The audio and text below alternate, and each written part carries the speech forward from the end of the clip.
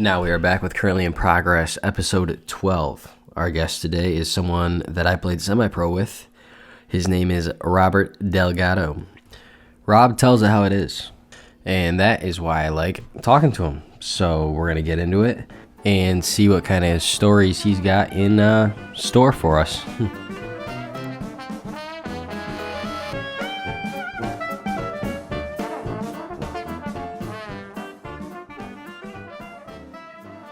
Although me and Ish take full responsibility for our actions on defense. Yeah.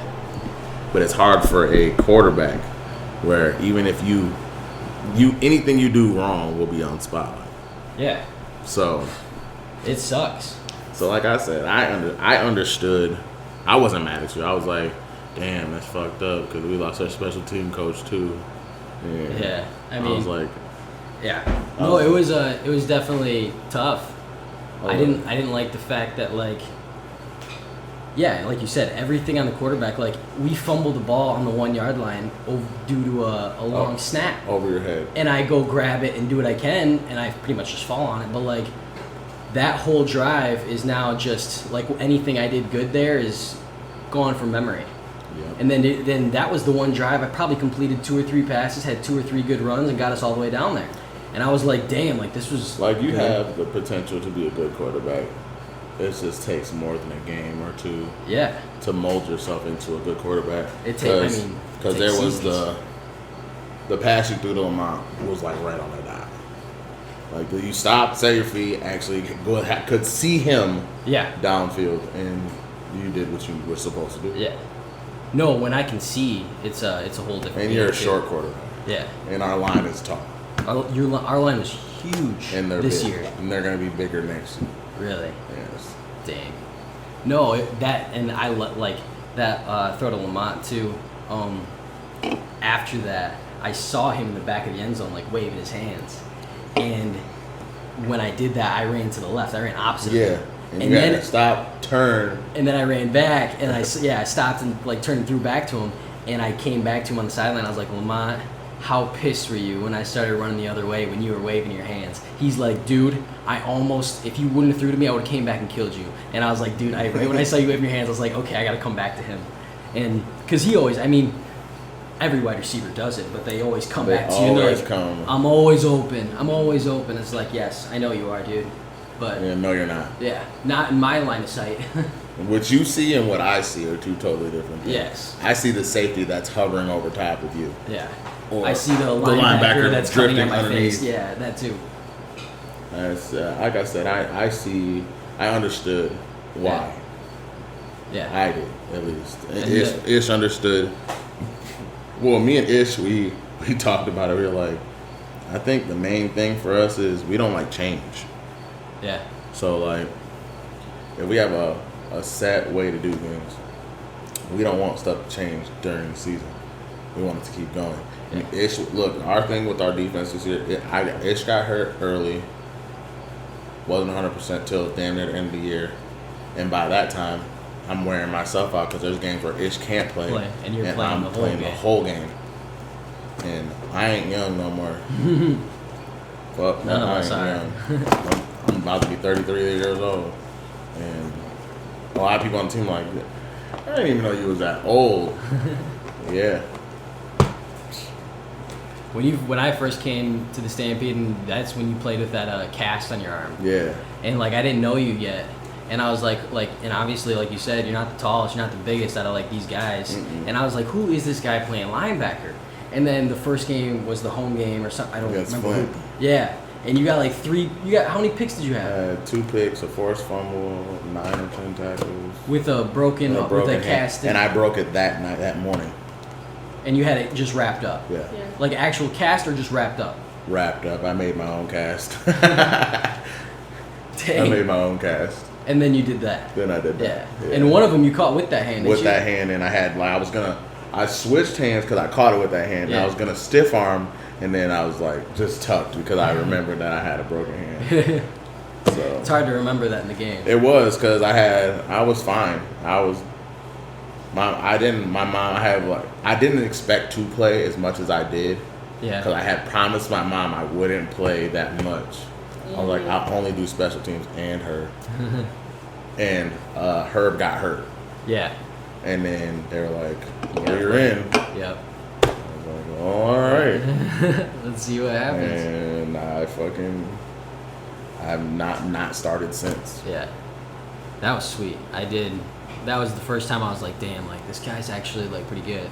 Like he's killing it out there. Like I don't know how he's doing it, but he's always in the right spot. I had led the team in interceptions that year. I had 7 interceptions that year. I led the team. As a linebacker. That's pretty sick. Mills was number 2 with 5. Mills had 5 that year? Yeah. Well, they're throwing it straight to him. Yeah. Well, Trey's not going to have any. Trey had 1 or 2? 3 this year. This year? 3. Caught him? It was funny how one of them, I didn't even know he caught it. It was like over the shoulder, literally like, and it looked like he dropped it. Yeah. And he just turned around and started running. And he like ran it back to like 3-yard line or some shit. Dang. He ran the wrong way. If he would have ran the way that me and Ish were on, he would have scored for sure. But no, Trey's ass. Trey's crazy. Trey's ass. And I tell him. Yeah. Because Isaac should have started this year. Over Trey? Yeah. Isaac, he should have started over any DB that was back there, to be honest. Over any corner. I saw... Because he had 4 interceptions this year and only played in like 4 games. Yeah. Because there was a couple games, not last year because of COVID, but the year before. And he played on that team too, right? He played back then. Because he played a couple like practices and he picked me off a couple times. And that was like the first time I ever like realized that he was there. And I was like, wait, I haven't really ever thrown against you, and now you're just picking me off of these. I was like, who are you? My thing is with this team is that if they get a favorite right away, they stick with it. Because like even with Tyler, remember the Tyler kid? Yep. He was a small DB. Tiny, but he was athletic. He was strong, but still he was like, small. And when they played, when he came back and came back and started right away. Yeah. It's like, what's going on? And was just getting his ass racked on. I mean. Yeah. I just don't. There was a couple games like that when it was me and Fredo, and I was just like, they're like, oh, well, Fredo's going to start the Thunder game. Because that was He did good. That was the only game he did good in, though. Yeah, but, you put me in that situation. You would have probably did the same thing because they sucked. They were like, all the throws were open, and then the one play came in, everyone looked at me. They're like, okay, this kid might be able to run. And then I had Cam motion behind me, and that's when I handed it off to Brian. The whole play, I tell you right now, I was dead set on keeping the ball and pitching it to Cam and seeing what he could do because Cam only got the ball like once or like he was kind of hot that game. I literally looked at the read, and the sea parted. And that's when Brian Burton had that 50-yard run where no one touched him. Stock had a touchdown pass, a catch for a touchdown this past game, like 60 yards and broke 5 tackles. Yeah, that was the most. I thought he was down. Every time, I thought he was on the sideline. I thought he was on the sideline. Yeah. The entire time, and he wasn't. And he literally, the first guy, he just plowed over, and then he kind of just high-stepped it a little bit. And the second guy, he just threw. And then the third guy, everyone was like, oh, wait, there's a third guy. He'll get him. He hit his legs and he didn't go down. Yeah. And then, he's a monster. Stock's a different breed. That guy's good. Yes, he is. He didn't do anything until the end of the year. Yeah. They were locked on his ass. Well, they should be. He's done it for a couple of years in a row now. Yeah. But no, it was Stampede was definitely fun. The characters you meet, playing against the people who you play with, you meet a lot of people from different places. For sure. Definitely that. You meet a lot of people, you meet a lot of shit talkers, you meet a lot of everything. You meet the state's greatest mullet owner. Yeah. Brian. Yeah. Did he win? No, he's in like 5th place right now. Yeah. There's a lot of people voting. I guess the one guy is like trending. He was like a trending thing, so like he got a lot of his fucking votes off of that. Dang. So he came out with Brian still got like 3,000 votes. So, like, that's still a lot. And it's only his first year. I guess the dude went viral or something or some shit. TikTok or something. That's cool. And then, that's awesome that there's a competition for mullets, though. I like Brian a lot. But I know that Brian has, like, he's going to grow up. He's got to. He's a wild child. No, Brian's got to grow up because old girl. Oh, because his new girl. You think that she's going to be on? He's got to grow up. I'm going to keep saying he's got to grow up, but, I mean, that's a hint. Brian's got to grow up. Okay. Why would Brian have to grow up? Oh, I think I got it now. Yeah. What? Well, we might have to edit this out of the podcast. I didn't know you started. You cheated. Yeah. Oh, shit. What? That's my dog, though. That's good. Well, reveal. No, just kidding. This will be well down the road. After. Yeah. I'm sorry I told your secret, bro. I like how you were hitting at it so hard for the longest time. And then after a couple times you said, I was like, wait, what could this mean? Gotta grow up, man. My boy, I told him, that's what you gotta do, bro. Yeah. But yeah, who else have we? I tell you what, that Muskegon game too. And I don't know if this honestly was the main reason I grew my hair out. But you guys started calling me Sunshine 2 years ago. Yeah. When my hair was like halfway there and wasn't fully there. Yeah. It was just kind of there. And then I was like, you know what? And then COVID hit, so I didn't get that season. So I was like, bro, the reason I wanted to grow my hair out was I want to play one season with like being Sunshine. I wanted that year to play. I wanted to play that year. So I was probably in the best shape that I've been in a long time.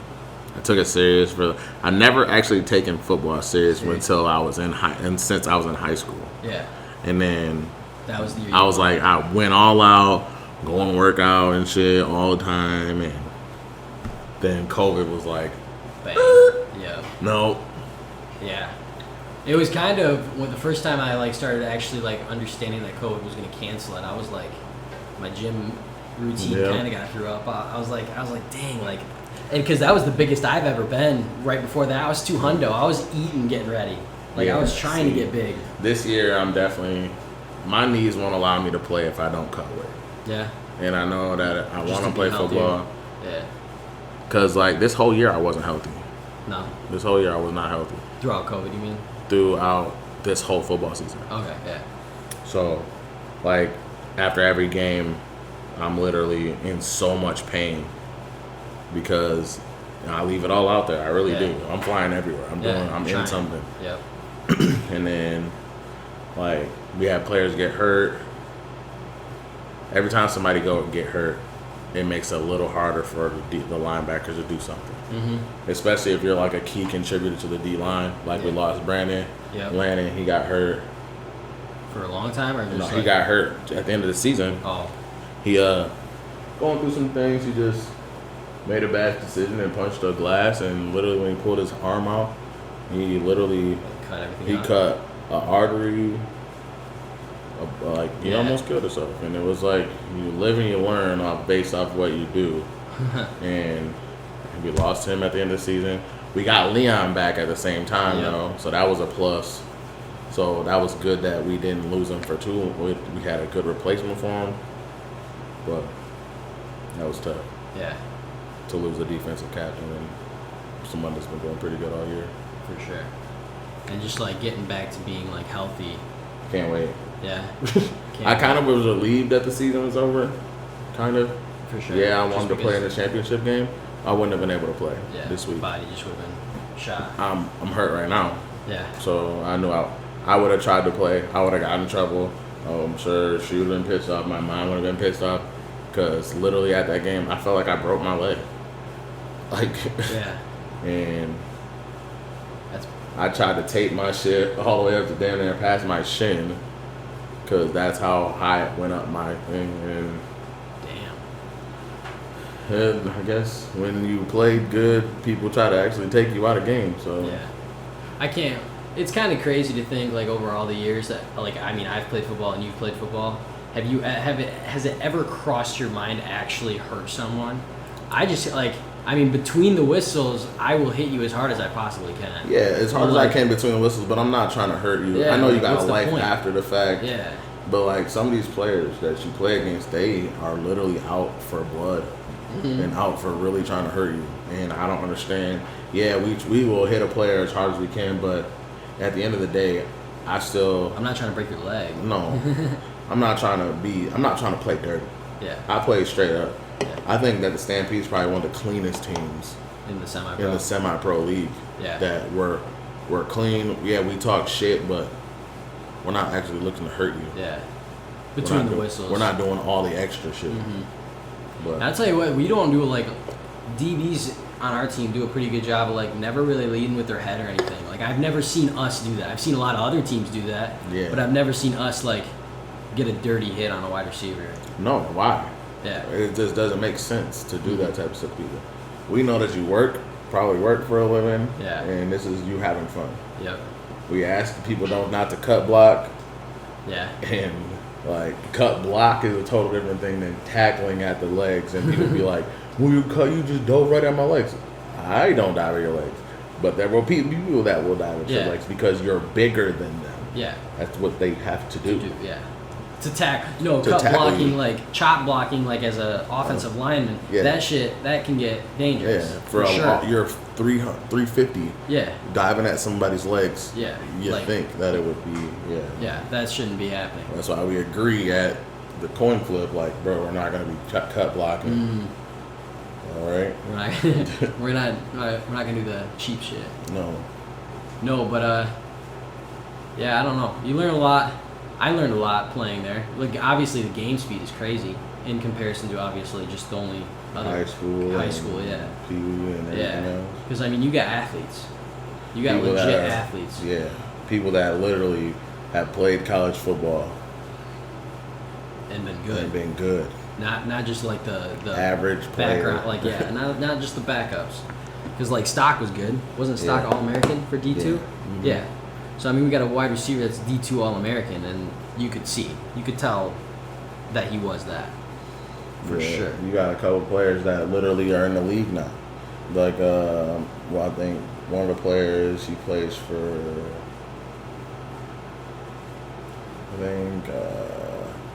Carolina. Yeah. Where do you play for, semi-pro? I think he played for, I don't know. I know they were talking about him. Oh, he might have been the kid from Heritage. Oh, okay. That Cole kid. Yep. He plays for the Panthers now. But then you had, there was a speedy wide receiver who went and tried out for Seattle or something. And I think he played for, the Ravens or... Yeah. Even with players like Future, Romaine, and all those players that are super fast or athletic or they play multiple positions, it's they're oh well, you're an all-star in this, but you can't do nothing else. Yeah. And then there's a dude from the Ravens, number 5. That dude's a fucking beast. Bro, he is one of the fastest. He's probably, if not one of the fastest players to be in the league. In the semi-pro league. Yeah. And he's older. So it's fun to see. It's fun to see older guys still competing at such a high level. Yeah. It's sweet to see because you never see it obviously in pro sports, but these dudes still got it. Yeah. For sure. For sure. So let's roll on to what you've been up to lately. You just got out of the Army? Yeah, I got out of the Army in November. August. Yeah, it was more so lost for love. It was of being in the military. I liked being in the military for the beginning. Yep. And then over time you develop, you either meet really good people there or you meet really shitty people there. Yeah. And then 9 times out of 10, the shitty people are the ones that are going to be your leadership, and they make you hate the Army. Because in the beginning I was I was fighting, and my other unit didn't mind that I was a professional fighter.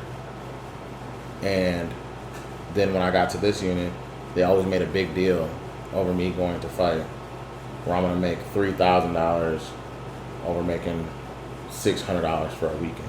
Gotcha. So they always made a big deal of me always having a fight would be scheduled on a weekend. It just happened to fall on Joe weekend. Oh. And they make a big old deal out of it. Just like an availability issue? Yeah. And then they start to tell you, oh, well, pick one. Well, I'm going to pick that. Mm-hmm. Well, it's not even a choice. Yeah. It's not even like a second thought in my mind. Yeah.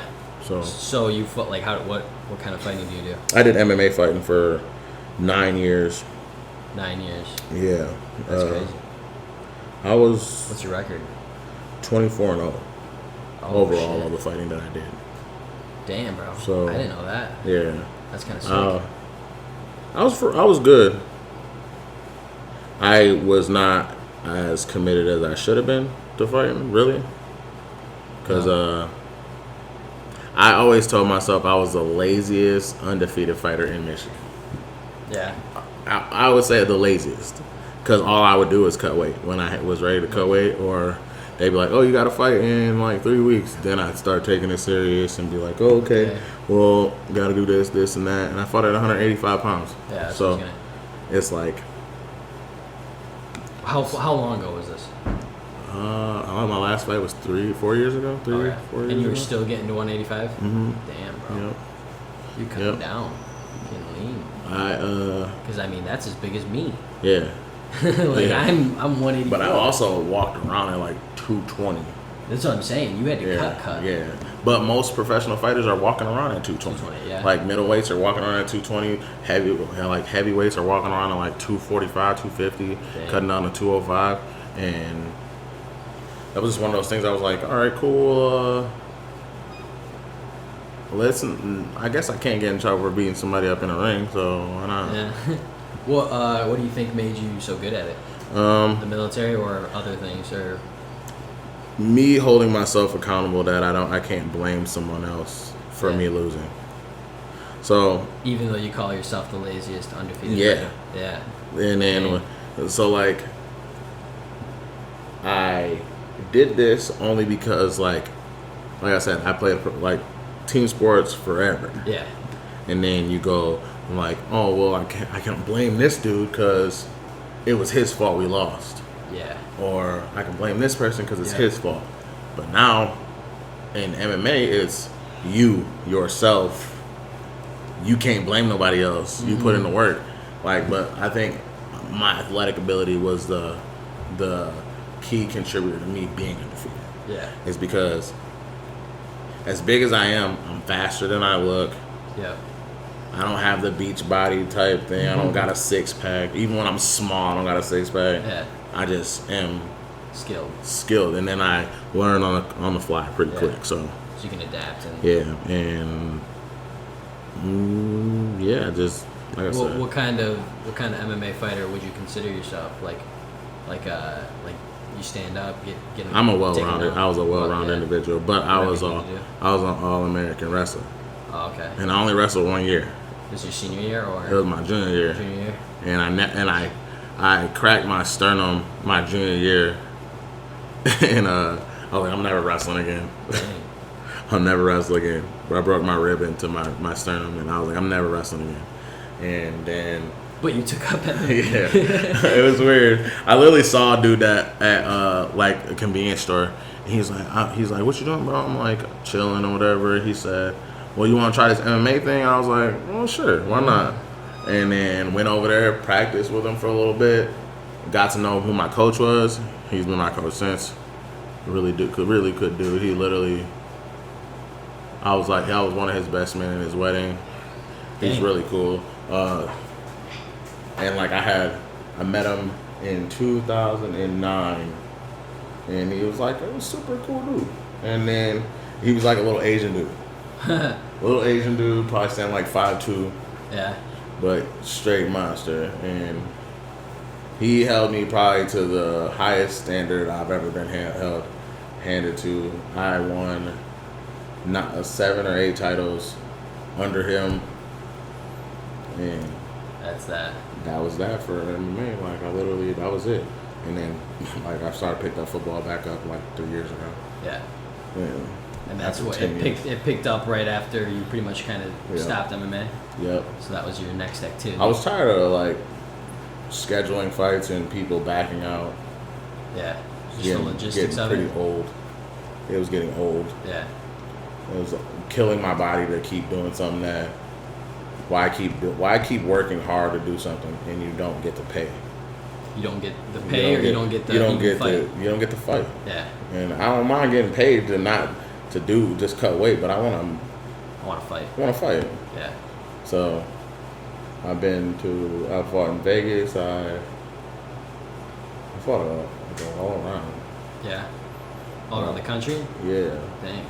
I literally just fought everywhere because I wanted to. And people were like, okay. But then after you start winning so much, people are like, I'm not about to get my ass beat. Yeah. It makes sense. But you think there'd be next people up, you know? If you would think that. If you're willing to fight, then there should be the next guy above you. You would think that. But then you become friends with a lot of good fighters, and then I won't fight my friends. Yeah. I can't. I can't see. You have to name a really outrageous price for me to fight a friend. Because have you done it before ever, or did you just always keep that? I always kept that. So you didn't have like a reason in the back of your head, like I don't want this to happen again. Yep. Yeah. I don't ever want to be the person that inflicts or ends somebody's career over them being like, oh well, a price of $1. Yeah. Friendships are worth more than $1. For sure. So whatever dollar amount that is. Yeah. I could care less. Matter. For sure. So that's always been my thing. That's why I like literally won't try to hurt people on the football field, or anything like that. Yeah, we got lives. This is just for fun. Yeah, we're having fun out here. We're having fun beating the crap out of each other. Yeah, pretty much. But still, you have any like funny stories about like when you're in a fight? Like anything like weird happened, like something out of the normal? I think it was like my 5th fight, and I really didn't have like actual MMA shorts. So with the tie on them, so I had black spandex shorts on without the tie, and like I had my girdle and stuff on, and my black shit came down in the end of towards the end of the fight, and they were just like hanging on my ass while I'm finishing the fight, and I didn't realize it was like that until after the fight. Like as I was getting up to them to raise my hand, and my ass was just out the whole time. That was probably the funniest thing that happened out of all of it. Like I just had white girdle thing on. Yeah, it's so funny. Everything's just That's probably the most. That's probably the funniest thing that's happened during MMA. Yeah. Yeah. So what's one serious thing you learned? Wear shorts with a tie. No. From that, yeah. I learned my first pro fight. I learned that cardio is everything. Because I could literally beat the fuck out of you for 2 rounds, but in that third round, you're so tired. You can be so tired, and it can almost cost you a fight. For sure. So I know that's probably the toughest thing. Is when you are lazy and you fight, and then somebody actually lasts the whole fight, but you ain't been doing nothing the whole fight, but getting your ass beat. You should have some energy towards the end of the fight. Yeah, you should be ready to do something. Round, yeah. So that's probably the biggest thing that I learned. After my first fight, I took it a little bit more serious in the cardio. For sure. Yeah, and that was my thing. So get better in the cardio at the end. So you can last, because you can take. I know I can. I'll destroy you in the first round. In the second round, once it gets toward the third round, I'm like, I don't want to do this no more. You won. I almost did quit in a fight. Literally, I almost did, because I was like, I'm so fucking tired. You almost just quit? Yeah, I was like, did you win? Obviously, I won. You still won. I won, but my coach was like, you're not gonna fucking quit. You're gonna go out there, and either you're gonna get your ass beat and lose, or you're gonna win. Yeah, and hold on. Yeah. So. Dang, my buddy's getting into boxing now. Boxing is not MMA. Boxing's not MMA? No, you can bounce around for like a whole 3 rounds, 4 rounds. You can't just bounce around in MMA. Somebody's trying to take you down, you're trying to fight off a takedown, you're trying to go for a takedown, control something, relax when you can. Completely different. Yeah, total different game. For sure. Ain't no such thing as sitting there and like, getting around let's catch my breath while I bounce around. No. There's no Floyd Mayweather in the MMA. No running away. No running away whatsoever.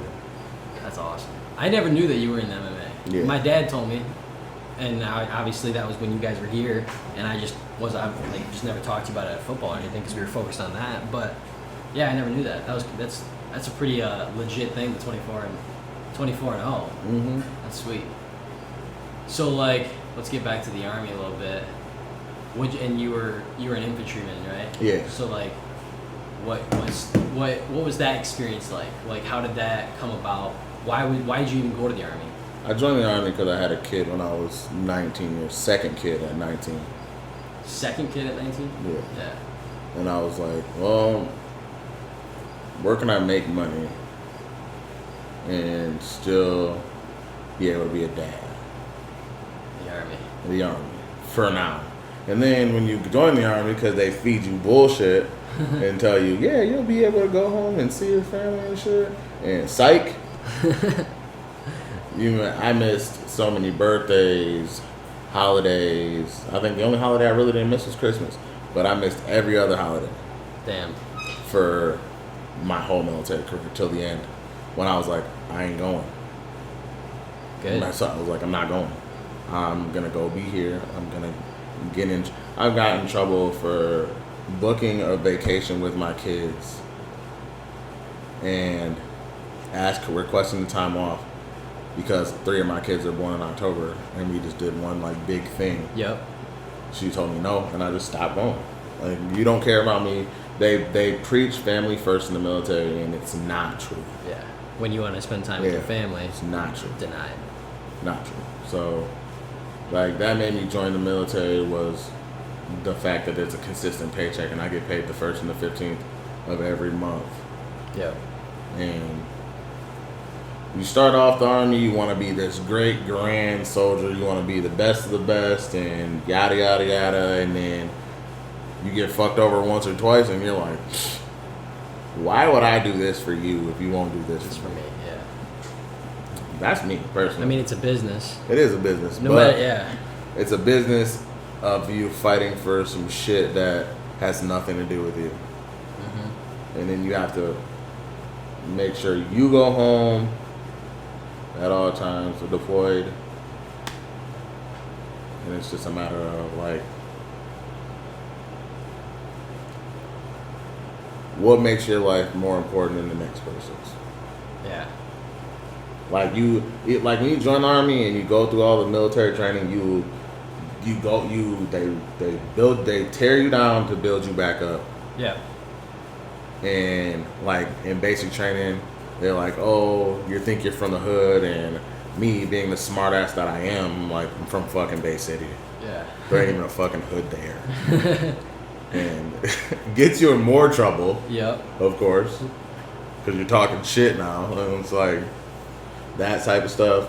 I got smoked the longest out of any soldier in history, I swear to God. I got smoked for 9 hours straight. Okay, smoking is like punished for 9 hours. What? I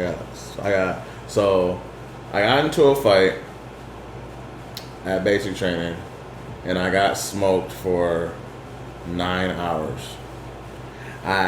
He made me carry 2 sandbags in my backpack or my rucksack and 2 in my hands and walk up and down the stairs.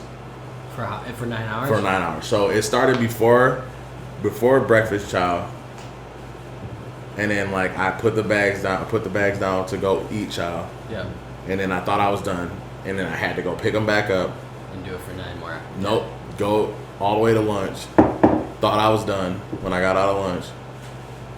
Nope. Go again. Went all the way to dinner chow. Thought I was done. And then like it was like lights out time, and I was still walking with the things.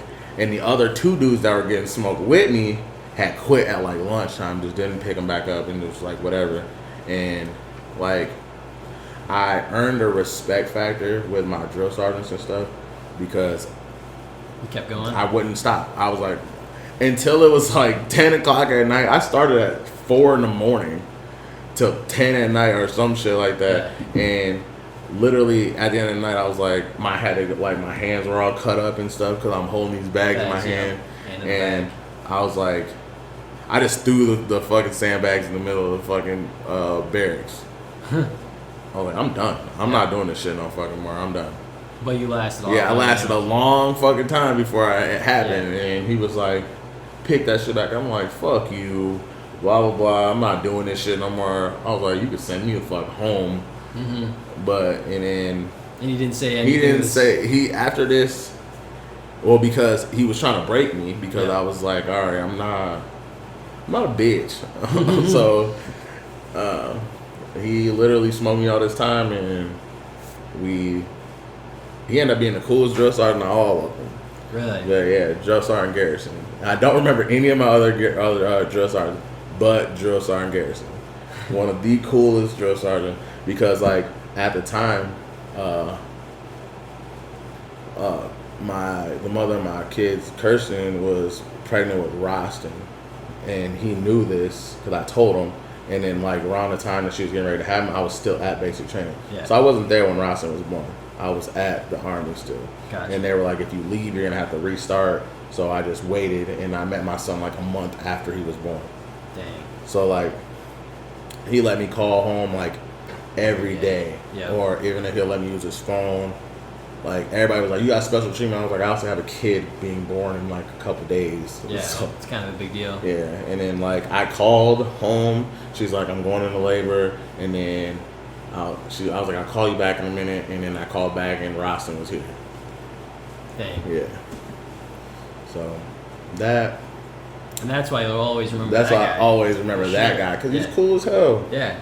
I never seen him after basic training. Never, ever seen him again. But one of the coolest dudes you'll ever meet. For sure. That's awesome. For sure. That's a good story. So, what did you ever get deployed or anything? Or 3 times. 3 times? Like to where? Yeah, I went to Afghanistan twice and Iraq once. Dang. Seen some shit. But, I mean, it's life. Just what it is. Yeah, it is what it is. Life.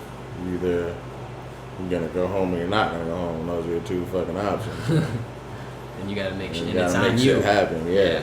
It's on you. It's on your team. Yep. The team. You gotta be able to rely on the person next to you, and sometimes you just can't. Sometimes. Yeah. Sometimes you have some close calls, some close ones. When you got people that you're not used to working with, and because somebody else that goes on R&R when you are still there, and they consider a shitty replacement for them. Oh, okay. And they almost get you fucking killed, so. Dang. Yeah, it was pretty shitty. But you that live. trust level has to be. And I had to wait 2 weeks for him to get back. Like the guy that left to go on R&R. And then he had to wait too. Okay. I had to, when I went on R&R, it was Christmas time. Okay. They really don't fuck with us too much during like the winter days, but when he went on R&R, it was like during Ramadan, and that's like their fucking main time to attack people and shit. So it was pretty shitty. Yeah. Yeah, and then they sent a person. I don't fucking know. Useless. I'm not gonna even speak on the person really, but they're alive. I'm alive. Everything's good. We're good. So what do you think about what's going on in Afghanistan now? It was a waste of fucking military soldiers' lives. You just gave them everything. Yeah. It's a waste. What was the point? What was the point in getting out so fast? What was the point of going in the first fucking place? Yeah.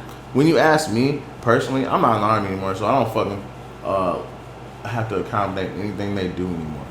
But fighting for a cause that make no fucking sense. The only reason you're even fighting now is to make sure your brothers and sisters in arms are coming home now. Yeah. That's the only reason you're there.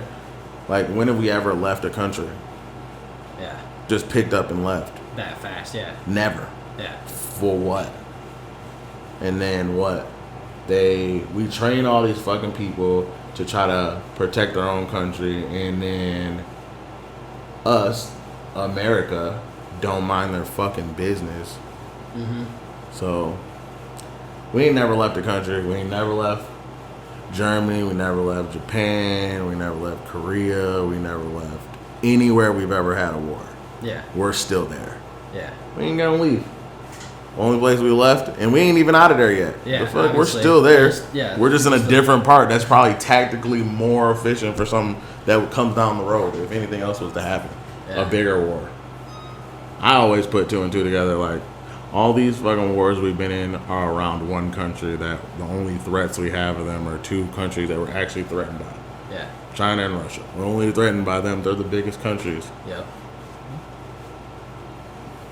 What else? But if you look at it strategically, we are based all around those countries. Yeah. Just so we obviously, so I mean, it's a process. Like you want to be where you can see stuff. Mm-hmm. Yeah. No, it's nuts. That's what's in my mind. That's how I feel. Like that's why we do it. Just to be down the road. Yeah. In case. Just in case. Yeah. When what is just in case? Why do we even need just in case? Because maybe being there in the first place is what's causing the problems. Fair. I mean, it could be. If we would have minded our business in the first place, yeah, they fucking bombed us or terrorists attacked us. Yep. We killed that motherfucker. And why the hell are we still there if we killed him already? Yeah. Bin Laden, that is, right? Yeah. Yeah, okay. Yeah. If he's dead, what the fuck we worried about them now for? No reason. Mm-hmm. They're not over here. And that's why, that's why going on an airplane now is so, secure. Or at least strict. That's the point. Yeah. That's the point of it. Yeah, so why, if we have that, do we need to be there? You know what I mean? Right. Yeah, I don't know. No, not my business. Above my pay grade, is what we always say. I don't know. I just work here. That part. That's what I used to say. People would ask me stuff like, "Where's this?" I'm like, "Don't know. Just work here." And then they're like, "Oh well, that's above my pay grade." Yeah. That's always say. So I also heard about this about you, but like, do you bounce? Yeah. Okay. How does that go? Because I go to the bar quite frequently in the Mount Pleasant area, and it's I'm not really as much of a drinker. Right. So I kind of like watching shit go down. Yeah. How does shit go down for you? When I first started bouncing, it was like, all right, let's try to fight the little bouncer because I'm the smaller of the bouncers. I'm not shorter. Yeah. Yeah, shorter. Yeah. Shorter of the bouncers. But when I first started bouncing, I was the smallest bouncer. Yeah. I was only 185 pounds. Yeah. Bouncer, and I fought. So, like, people didn't know that, but the other bouncers would be like, they wouldn't talk shit to the big bouncers. They would talk shit to me, and they'd be like, I wish you would just talk shit to me because he's going to beat your ass. And after you beat so many people's asses, they'd be like, you earn a respect that nobody else has on the whole entire block. Like, at Meinberg's in Saginaw, literally... When I first started working there, it was pretty wild, pretty out of control and stuff. And then you beat enough people up, and motherfuckers are like, take notice. Yeah, and you're like, you walk around and people are like, all right, we're done doing this shit. Yeah. Or I'm like, shut that shit down. Yep. Shut that shit down, because I will beat your ass and his ass. Settle it down. And I mean, even working with Kendall.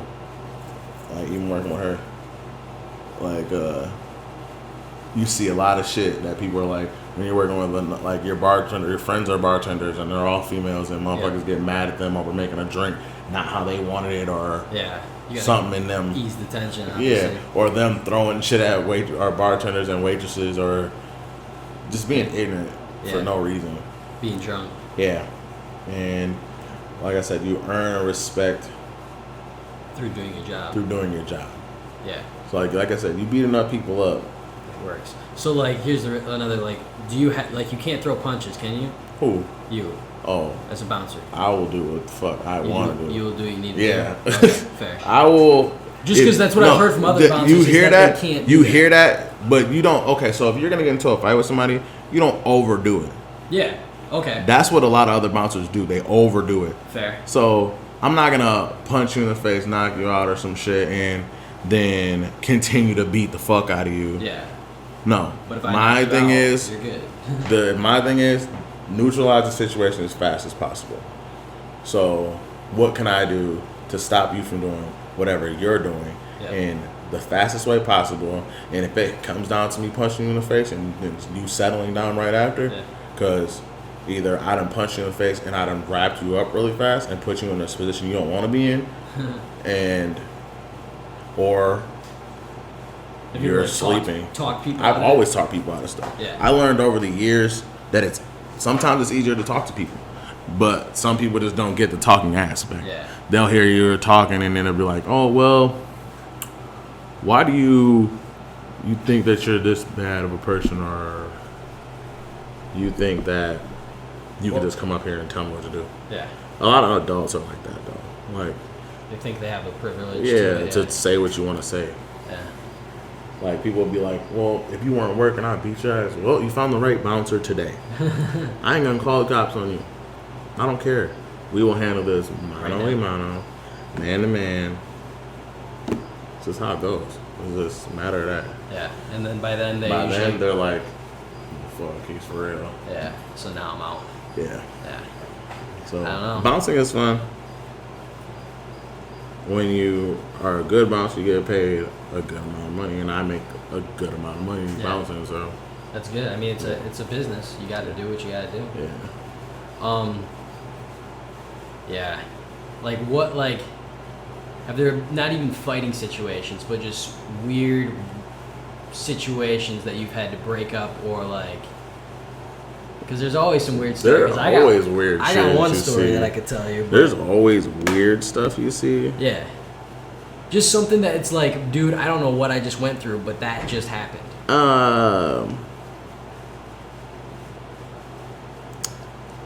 What?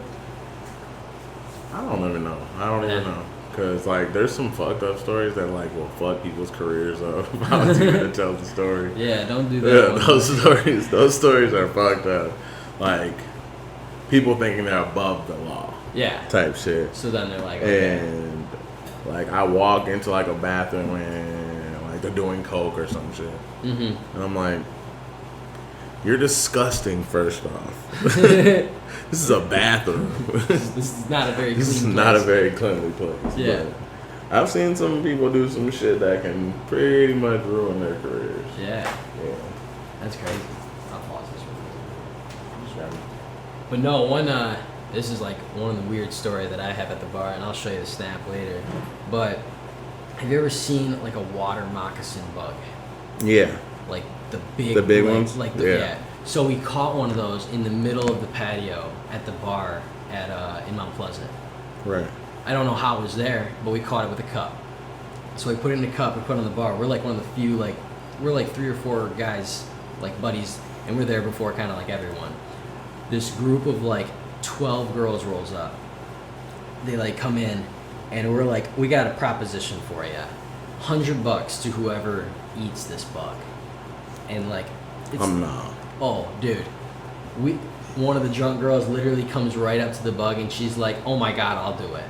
And we're like, no freaking way. So we're sitting here for the longest time convincing her, we're telling her like $100, you bite it, you have to bite it and kill it first, and then eat it and swallow it. And she's like, yeah, I'll do it. So she starts off wrong. It's a water moccasin, mind you not. She puts it in her mouth and then immediately chugs beer thinking that she's going to swallow it whole. That sucker swam out of her mouth literally so forcibly it opened her mouth and came right back out, and she spit it out. And then she like stomped it with her hand. She like hammer fisted the crap out of it. And we're like, well, we'll buy you a round of drinks, but you didn't do what we said, so no $100 for you. Bought their whole group, my buddy bought their whole group beer, but it was one of the funniest things I've ever seen. Oh. It was unbelievable. Just the shit people will do when they're drunk. That sounds gross. It was super gross. Nah, I'm good. Thanks, though. Man. No, but it was Bouncers are a different breed. You gotta be. You gotta be. You gotta be able to put up with some bullshit. Yeah, like right in your face, like not give two shits about what they're saying and just do your job. It's nuts, and they're big. I mean, they're like, I don't know why. Like they're in that position for a reason. You don't just hire weak bouncers. Yeah, you know what I mean? Some people do. Some people do. Yeah. Damn. Some people do. Not smart people. No. Like once you start working somewhere and you establish yourself, you don't really got to worry about people getting into fights and shit anymore. Because they just. Because they know. Yeah. Like stop playing with me. Yeah. I'm not in the mood. And then that's when you walk up and you're just like, this is it. They're like, all right, we're done. Or we're leaving. Yeah. Dang. So, what have you been doing lately? Football. Traveling? We just got done with football. Yeah. And we're about to go back to Florida next week. Florida? Yeah. Where do you go in Florida? Orlando. My cousin owns a house down there. And I can just chill. go down there whenever I want. Damn. When I got to worry about renting a car or renting a house or anything, I just fly there. You're good. I'm good, yep. So what do you like about traveling? What do you like about just getting away? Getting away. Getting away. That's everything? Yeah, that's everything. I started to take my son with me out of town, too, so... Like, he's got football season. So, yeah. So can't really take him anymore. I can. He's going this week or next week. He's at a wedding. Oh, gotcha. My cousin is getting married to Jose Rodriguez from the Detroit Tigers. So like they're gonna have a pretty big wedding down in Daytona. Dang. So that'll be fun. Yeah. Dang, that's sweet. So like I plan on traveling a lot. Here soon, hopefully. When you travel, like what makes it like in the end good for you to do it? Like what's the reason you really travel? Like just spending time with family? Because you want to do it. Because you want to do it? Yeah. You're doing something you want to do. And as simple as that. And I ain't got to explain shit to nobody. Like that's the best part about traveling. Yeah. Like my lady wants to go to Santorini. Okay. So she went overseas. Oh, okay. Like Greece or I don't know, something like that. Yeah. She wants to go to one of those places. Yep. They're like, yeah, I want to go, but that flight is brutal. 16 hours on a flight? Oh, yeah. I'm good, thanks though. You better stay there for a while. Yeah, it'll probably be like a week or 2 weeks or something. Yeah. Like she's all about traveling because she's a nurse, she's young, she wants to do what she wants to do. Yeah. I feel like that's what you need to do though. Like you need to do stuff. I didn't get to actually do none of that though. No. Like as a kid growing up, because I had to grow up so early. Yeah. I don't know who I was just talking to about this yesterday. One of my friends yesterday, I was just talking about it. It was like not having a childhood really. Like I didn't have that fun stage of life where I could go out and hang out on my friends, get plastered, do drugs and all this other stuff. No. Yeah. The college life. I didn't get to do that. I didn't get to do that. I had kids. So being a dad early is just... It's a reward in itself, but now you get to do those things. Now I get to do those things because my kids are getting older. Yeah. So. And now you want to do those things. Now I want to do those things and I can go out of town and do them. Mm-hmm. Anywhere like your dream place to visit? No. I don't really got a dream place. I just... Go wherever the wind blows, we'll go there. I like just being in my own company, really. Yeah. Like hanging out with my brother, and we pretty much travel everywhere together. Yeah. Well, and our ladies, so simple things in life that are good. We go somewhere for everybody's birthday. We always end up going out of town or something somewhere. Yeah. So just visit and just visit. Like I said, we never been to Cali. We went to like Hollywood. We went to LA. Dang. A couple of different places down there, Long Beach, and like I said, Santa Monica. And then we went to Vegas. We went to Orlando, South Beach. Go to the casino? No. That is a waste of your time, man. You want your ship to be over before it starts. No, you go to like South Beach, Tampa, Orlando, Daytona, all those places. We go to all like the fun places, Myrtle Beach. Yeah, Myrtle Beach is fun. I love Myrtle Beach. So it's a matter of just going places you want to be. Yeah. So that's cool. That's cool, and like you just up and go with the flow. Yeah, just go. Yeah. Like, oh, can you get off work for a little bit? Or all right, or whose birthday is it? Like my sister's birthday is in December. We're going to South Beach. There's no question. Just no question. She wants to go out of town for her birthday. And anything for any of our siblings, we're like, all right, bet we're going to South Beach, or all right, we're going here, or we're going there. That's cool.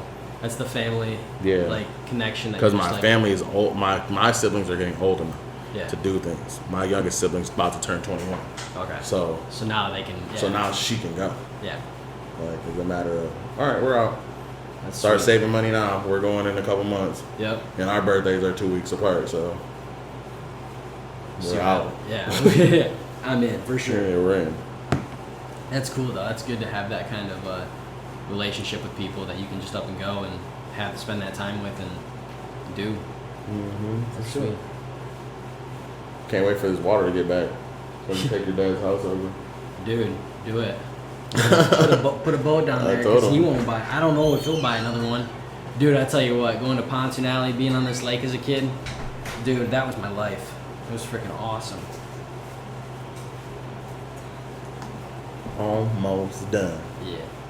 But no, being on the lake is it's an experience, especially for kids. Because I mean, you go out there on a weekend in the summer, and it's just like the 10 other families with the kids all your age, and you go out and play, dude. It was so fun. It was so much fun. Yeah. We're a city family, not growing up in the city. You don't get to do that. You don't get to do that. No. I believe now it, though, that I'm older. You talk to people talk to people from the city, and they always say like, "Oh man, that's like a vacation." It's like, no, that's Tuesday. That's our weekend or day. No, it was we're very, very lucky to do that, but it was fun. It's definitely an experience. Yeah, definitely good. Definitely. Because I know like some people will grow up with certain parts of the family. You have both aspects. Yeah. The mom and the dad, that type of deal. Yep. Some of us are fortunate. I had a stepdad that he's my dad. I don't care what nobody says. So. Yep. And that's just how it goes. A lot of times it's like you meet people that gone through some shit, and then you meet people that have it all to begin with. And then, different perspectives for sure. For sure. It's crazy to look at. And I always have friends that like have had it all their whole lives, and I have friends that don't got nothing. Yeah. So it's kind of why I like talking to people, because then you get to know them. Yeah, you get to know their side of the story. Yeah. Because you have no idea what they've been through. And 32 years, I've been through a fuck ton of shit. Yeah. I've had an extensive adult life. Like I've done a lot of stuff. Been a lot of different places. I mean, some places I didn't want to go, some places I had to go. But you definitely go to you get to see every aspect of life. Yeah.